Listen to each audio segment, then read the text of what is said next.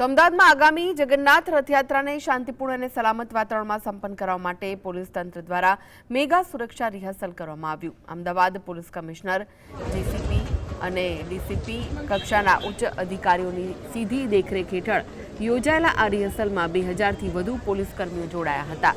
સુરક્ષા દળોએ જગન્નાથ મંદિરથી શરૂ કરીને સમગ્ર રથયાત્રાના રૂટ પર ભવ્ય ફ્લેગ માર્ચ યોજી સુરક્ષા વ્યવસ્થાની ચકાસણી કરી। ખાસ કરીને સંવેદનશીલ વિસ્તારોમાં ચુસ્ત બંદોબસ્તનું ઝીણવટભર્યું નિરીક્ષણ કરાયું।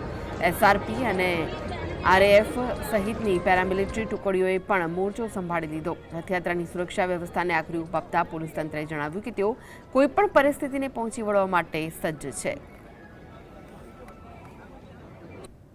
આ વખતે બી થોડા બંદોબસ્તમાં વધારો કરવામાં આવેલા છે।